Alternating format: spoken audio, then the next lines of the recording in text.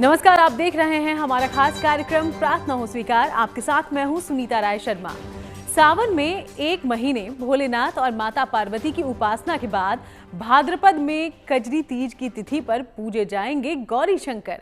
माना जाता है कि कुंवारी कन्याओं और विवाहित महिलाएं कजरी तीज का व्रत करती हैं।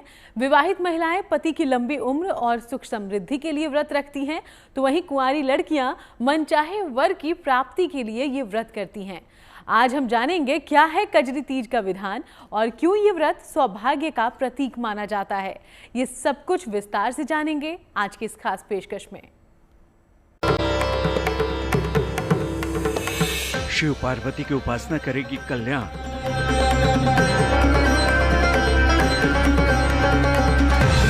चंद्रमा को अर्घ्य से बरसेगी सुख और समृद्धि।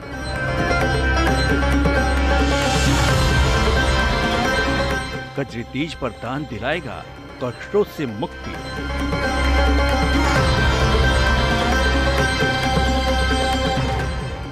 कजरी तीज, जिसे कज्जली तीज या सातुड़ी तीज भी कहा जाता है, भाद्रपद माह के कृष्ण पक्ष की तृतीया तिथि को मनाया जाने वाला एक खास त्योहार है। कजरी तीज का पर्व माता पार्वती और भगवान शिव के प्रेम और तपस्या का प्रतीक है, जिसमें भगवान शंकर और माता पार्वती की उपासना का विधान है। यह तिथि भगवान शिव माता पार्वती के मिलन के पर्व के रूप में मनाया जाता है। कजरी तीज पर भगवान शिव माता पार्वती की आराधना करने से मनोकामना की पूर्ति होती है। सभी प्रकार की मनोकामनाओं की पूर्ति हो जाती है। तो जैसा कि शास्त्रों में वर्णित है, कहा जाता है कि इस दिन यदि माता पार्वती को सुहाग की वस्तुएं अर्पित किया जाए, भगवान शिव को दूध, दही, घी, शहद, चंदन इत्यादि अर्पित किया जाए, साथ ही साथ खीर का भोग लगाया जाए माता पार्वती को और भगवान शिव को, तो जीवन में सुख संपन्नता की वृद्धि होती है। ये व्रत विशेष रूप से उत्तर भारत में विवाहित महिलाएं और कुंवारी कन्याएं रखती हैं। ज्योतिष के जानकार बताते हैं कि इस शुभ तिथि पर कई शुभ योग बनते हैं, जिनमें सुकर्म योग भी शामिल है। कजरी तीज के दिन सवार्थ सिद्धि योग पूरी रात रहेगा। इसके अलावा शिववास योग भी बन रहा है। कजरी तीज पर मघा और पूर्व भाद्रपद नक्षत्र का संयोग होगा। साथ ही उत्तर भाद्रपद नक्षत्र भी रहेगा। बौ और बालवकरण योग भी रहेंगे। इन योगों में भगवान शिव की पूजा करने से जीवन में सुख समृद्धि आती है। यह पर्व बड़े ही धूमधाम के साथ सुहागन माताओं द्वारा, अविवाहित कन्याओं द्वारा किया जाता है। यह व्रत तो अपने आप में बहुत ही शुभकारक माना जाता है। शास्त्रों पर दृष्टिपात करें तो यह जो तिथि है, यह भगवान भोलेनाथ और माता पार्वती के मिलन का पर्व है। यह जो तिथि है, यह सुहाग के लिए, पति के दीर्घायुष्य के लिए, पति की यशकीर्ति में वृद्धि के लिए, सुयोग्य वर की प्राप्ति के लिए माताएं बहनें रहती हैं। शास्त्रीय मान्यता है कि शुभ योग में भगवान शिव और माता पार्वती की पूजा करने का व्रत का पूर्ण फल मिलता है। कजरी तीज का त्योहार उत्तर भारत में विशेष रूप से महिलाएं पूरे श्रद्धाभाव से मनाती हैं। ये पर्व खास तौर पर सुहागिनों के अखंड सौभाग्य, वैवाहिक सुख, पति की लंबी उम्र और पारिवारिक समृद्धि की कामना से जुड़ा है। इस दिन महिलाएं व्रत रखती हैं, पारंपरिक गीत कजरी गाती हैं और रात्रि में चंद्रमा को अर्घ्य देकर व्रत पूर्ण करती हैं। कजरी तीज की सबसे विशेष परंपरा है निमिड़ी पूजन। कजरी तीज का व्रत कठिन भी है और सरल भी है। कठिन इस कारण से है कि इस दिन माताएं बहनें निर्जला व्रत रहती हैं।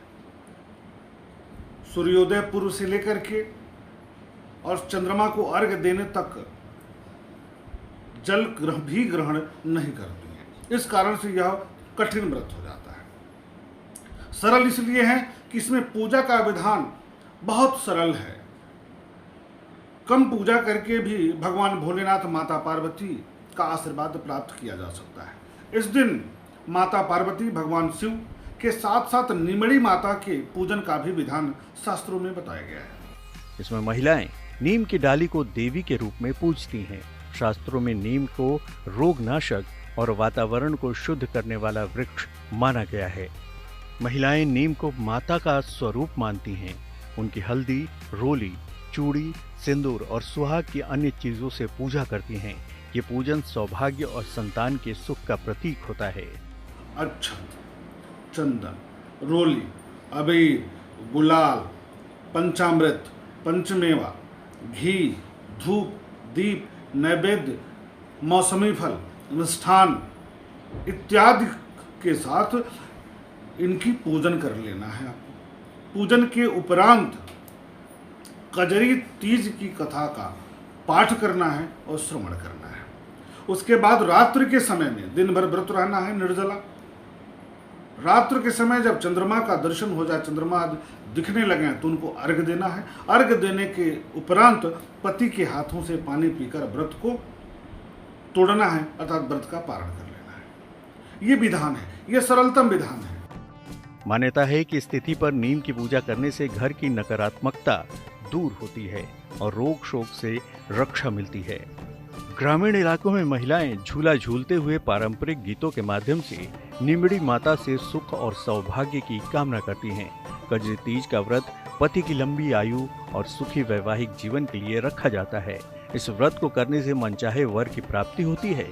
साथ ही माना जाता है कि इस व्रत को करने से संतान सुख भी प्राप्त होता है। कजरी का अर्थ काले रंग से होता है। अमूमन इस दौरान आसमान में काली घटा छाई रहती है, इसलिए शास्त्रों में इस शुभ तिथि को कजरी तीज का नाम दिया गया है। इस दिन भगवान शिव और माता पार्वती के भवानी स्वरूप की पूजा का विधान है।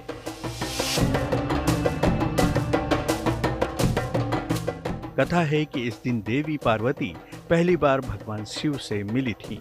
शिव जी को पति के रूप में पाने का संकल्प मां पार्वती ने लिया था। माता ने 108 साल तक भोलेनाथ की तपस्या कर उन्हें प्रसन्न किया। तभी से इसको कजरी तीज या कजली तीज के रूप में मनाया जाने लगा। इस दिन महिलाएं अपने सुहाग के लिए व्रत करती हैं, पति की लंबी उम्र की कामना करती हैं। अविवाहित कन्याएं मनचाहा वर पाने के लिए कजरी तीज का उपवास रखती हैं। कजरी तीज का व्रत करवा चौथ की तरह निर्जला रखा जाता है। शाम को चंद्रमा को अर्घ देने के बाद व्रत खोला जाता है। इस व्रत को करने से ऐसी मान्यता है कि घर में सुख संपन्नता, धन धान्य की वृद्धि, आत्मीय शांति के साथ साथ जीवन साथी के आयु में वृद्धि होती है, जीवन साथी के यशकीर्ति में वृद्धि होती है। ऐसी मान्यता है कि माता पार्वती ने 108 जन्मों के बाद भगवान शिव को अपने पति के रूप में इसी तिथि को व्रत रहकर पूजन के उपरांत प्राप्त किया था।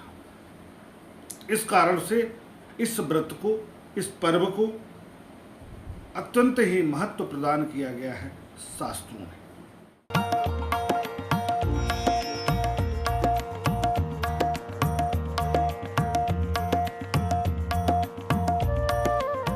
ये पर्व उत्तर भारत के राज्यों में बड़ी ही धूमधाम से मनाया जाता है।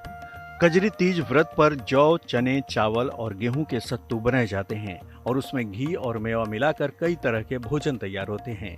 अद्भुत और समर्पण के भाव से भरी ये परंपरा, जिसमें छिपी है अपने परिवार के लिए खुशहाली और समृद्धि की कामना।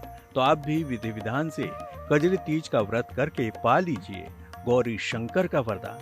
आगे हम आपको बताएंगे बाहुला चतुर्थी का विधान। इस शुभ तिथि पर कैसे करें प्रथम पूज्य गणपति की उपासना। तब तक आप कहीं मत जाइए और देखते रहिए प्रार्थना हो स्वीकार।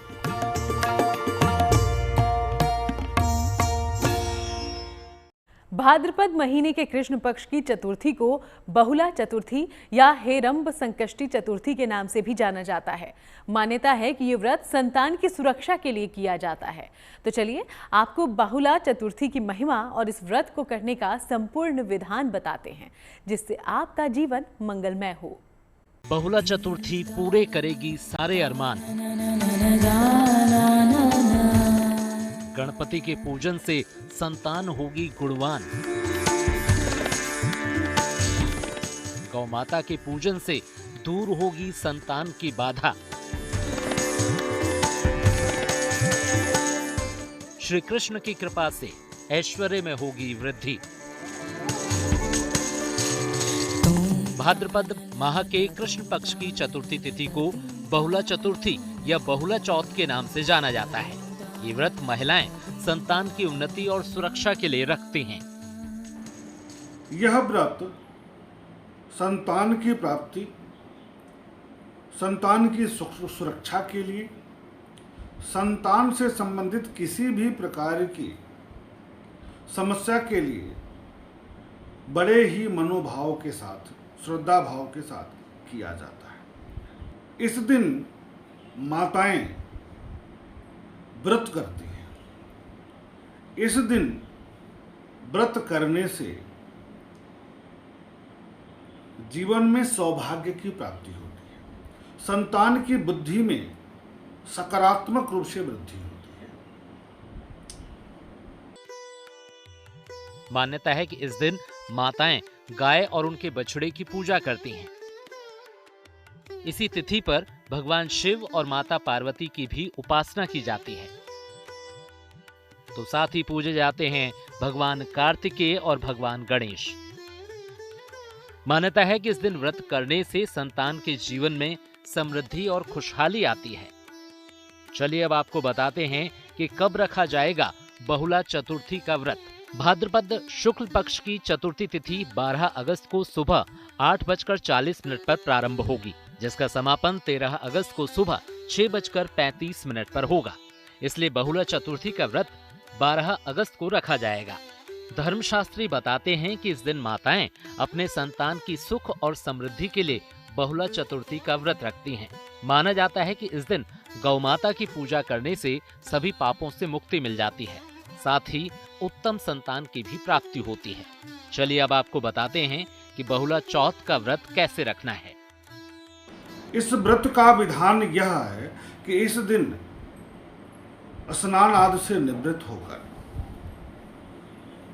पूजा स्थल पर बैठकर भगवान गणेश, भगवान कार्तिकेय, भगवान श्री कृष्ण, माता पार्वती, भगवान शिव की मूर्ति अथवा चित्र को स्थापित किया जाता है। षोडशोपचार विधि से जो भी आपके पास उपलब्ध सामग्री है पूजा स्थल में, रोरी, अक्षत, चंदन, अबीर, गुलाल, पंचामृत, पंचमेवा, दूध, दही, घी, शहद, अक्षत, पुष्प, मिष्ठान, फल इत्यादि के माध्यम से, इत्यादि के द्वारा इन सभी देवी देवताओं की विधिवत पूजन अर्चन किया जाता है। सुबह स्नान के बाद साफ वस्त्र पहने, गौ माता के स्थान को साफ करें। गाय के साथ उसके बछड़े की भी सेवा करना है। इस दिन भगवान गणेश के साथ गौ माता और श्री कृष्ण की पूजा की जाती है। श्री कृष्ण का चित्र या मूर्ति गौ माता के साथ होनी चाहिए। सबसे पहले गणपति का पूजन करें। गणपति को गंगा जल से स्नान कराएं, उन्हें अक्षत और तिलक लगाएं और पुष्प अर्पित करें। श्री कृष्ण के गौ माता वाले चित्र पर गंगा जल छिड़कें, उन्हें भी अक्षत और तिलक लगाएं और पुष्प अर्पित करें। भगवान कृष्ण की आरती करें। गौ से आशीर्वाद प्राप्त किया जाता है कि जिस प्रकार हम आपके बछड़े की सेवा कर रहे हैं, पूजन कर रहे हैं, उसी प्रकार पूरा जगत हमारे संतान की पूजा करे, हमारे संतान के गुणों का यशगान करे। हर माता के मन में यह विचार आता है। इसी कारण से यह व्रत अपने आप में संतान की प्रगति के लिए श्रेष्ठ है, शुभकारक है। माना जाता है कि गौ माता की पूजा से संतान के जीवन में संकटों का नाश होता है और श्री कृष्ण की उपासना से आपके जीवन में ऐश्वर्य की वृद्धि होती है। चलिए आपको वो कथा भी सुनाते हैं कि आखिर क्यों ये व्रत भगवान कृष्ण और गौ माता से जुड़ा है। मान्यता है कि भगवान कृष्ण ने जब द्वापर युग में अवतार लिया तो उन्होंने कई लीलाएं की। कथा है कि नंद बाबा की गौशाला में बहुला नाम की एक गाय थी। भगवान कृष्ण ने एक बार बहुला गाय की परीक्षा लेने की सोची। कथा है कि जब बहुला गाय वन में चरने गई थी तब श्री कृष्ण शेर के वेश में बहुला के सामने प्रकट हो गए और जैसे ही बहुला को खाने के लिए झपटे, वैसे ही बहुला ने कहा कि हे सिंह देवता, मेरा बछड़ा अभी भूखा है, मैं उसे दूध पिलाकर आपके पास लौट आऊंगी। तब श्री कृष्ण रूपी शेर ने कहा कि अगर तुम नहीं आई तो मैं भूखा रह जाऊंगा। तब बहुला गाय ने कहा कि मैं सत्य और धर्म का प्रण लेती हूँ, मैं अपने बछड़े को दूध पिलाकर लौट आऊंगी। भगवान ने उस पर विश्वास कर बहुला गाय को जाने दिया। कुछ देर बाद भगवान देखते हैं कि बहुला गाय वाकई वापस आ गई है। तब सिंह बने भगवान अपने वास्तविक स्वरूप में आ जाते हैं और कहते हैं कि आज से जो भी भाद्रपद शुक्ल पक्ष की चतुर्थी तिथि को गौ माता की पूजा करेगा, उसकी संतान के सभी कष्ट दूर हो जाएंगे। मान्यता है कि उस दिन से ही बहुला चतुर्थी के दिन गौ माता की पूजा होने लगी। इस दिन श्री कृष्ण का वरदान तो मिलता ही है, साथ ही गणपति की उपासना भी परम फलदायी बताई गई है। बुद्धि और संपन्नता के देव हैं गणपति, लेकिन तमाम सांसारिक कष्टों से रक्षा भी करते हैं गणपति। ज्योतिष के जानकारों की माने तो श्री गणेश के बिना किसी भी शुभ कार्य की शुरुआत नहीं हो सकती। इस तिथि पर गणपति की उपासना से आपको क्या क्या लाभ हो सकता है, खुद ही देख लीजिए। इस दिन भगवान गणेश की उपासना से हर तरह का संकट नष्ट होता है, संतान प्राप्ति और संतान से जुड़ी समस्याओं का समाधान होता है, अपयश और बदनामी के योग कट जाते हैं, हर तरह के कार्यों की सभी बाधाएं दूर करते हैं गणपति, धन और कर्ज से जुड़ी परेशानियां भी दूर होती हैं। इस दिन मनोकामना पूर्ति के लिए विशेष रूप से गरीबों की आराधना करना, गरीबों की सेवा करना, गरीब जनों को उनके आवश्यकता के अनुसार वस्तुओं का दान करना, जैसे घी का दान, दूध का दान, दही का दान, अन्न का दान, वस्त्र का दान। इस अन्य जीवन से जुड़ी हुई कोई अन्य आवश्यकताएं हैं उनकी, तो उसका दान करने से भी जीवन में सुख संपन्नता आती है। तो आप भी कल संकल्प के साथ और विधि विधान से कीजिए कजरी तीज और बहुला चतुर्थी का व्रत। परमेश्वर की कृपा से आपके सारे मनोरथ सिद्ध हो जाएंगे। तो भाद्रपद को पर्वों और त्योहारों का महीना कहा जाता है और इस महीने में कई पर्व आते हैं, लेकिन मुख्यतः श्री कृष्ण और गणपति की आराधना विशेष तौर पर की जाती है। अब आपको दर्शन करवाने लिए चलते हैं ईश्वर के एक दिव्य धाम के, जहां जाकर भक्तों की हर प्रार्थना होती है स्वीकार।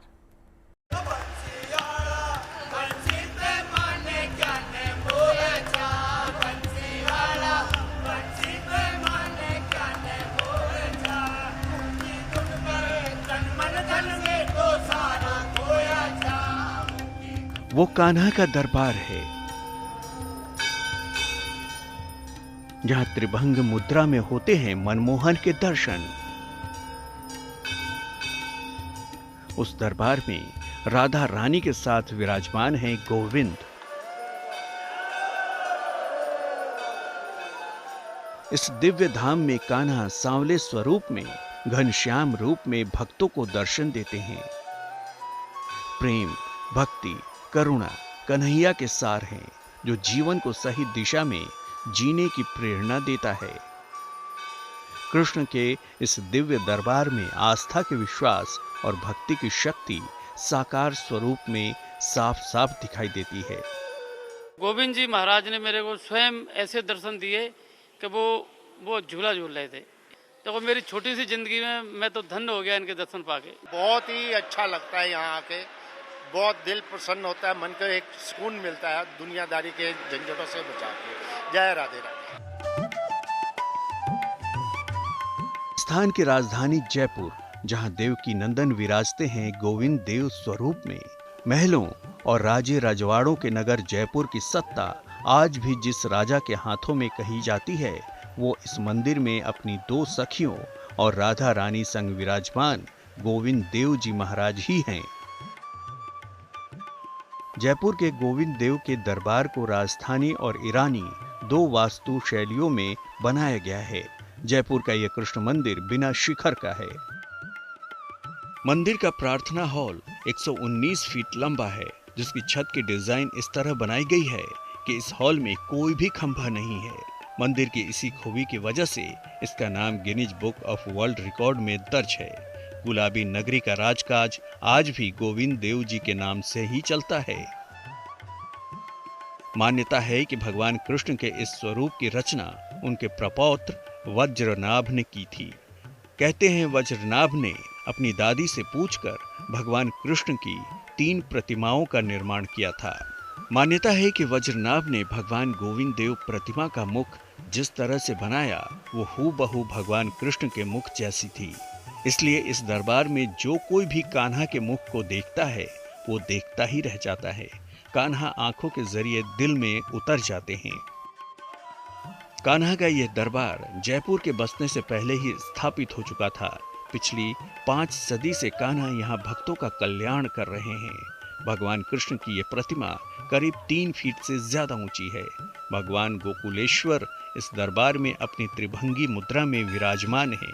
काले पत्थर की यह प्रतिमा जब पीले चंदन से सजती है तो दुनिया की हर कृति इसके आगे फीकी लगने लगती है। कान्हा की आंखें सम्मोहित करती हैं। भक्त के लिए भगवान हमेशा सर्वस्व होता है। इसलिए इस दरबार की मान्यता है कि यहाँ खाली झोलियां भर जाती हैं। कोई भी आंचल भगवत कृपा से भर जाता है। या दुखी व्यक्ति भी आके बैठता तो उसे ऐसे लगता है कि जैसे मैं बहुत ज्यादा रोमांचित हो रहा हूँ। आप बहुत ही तकलीफ में है तो गोविंद के दरबार में एक पत्र में चिट्ठी लिख के गोविंद को समर्पित कीजिए। गोविंद उस काम को पूर्ण करेगा। जो भी आदमी मांगता है उसकी 100% पूरी होती है और मन को शांति रहती है। सबसे बड़ी बात हमको बहुत बड़ा आनंद मिलता है। भगवान का सही रास्ता मिलता है, सही मार्गदर्शन मिलता है।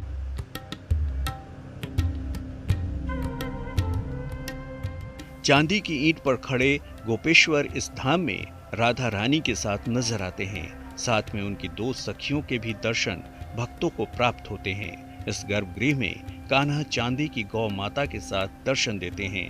कान्हा के इस दरबार में भगवान कृष्ण की 7 बार आरती की जाती है। गोविंद देव जी जयपुर के आराध्य देव माने जाते हैं। कहा जाता है कि यहाँ मौजूद भगवान कृष्ण की प्रतिमा पहले वृंदावन के मंदिर में स्थापित की गई थी, जिसे बाद में राजा सवाई जय सिंह द्वितीय द्वारा परिवार के देवता के रूप में यहाँ पुनः स्थापित किया गया था।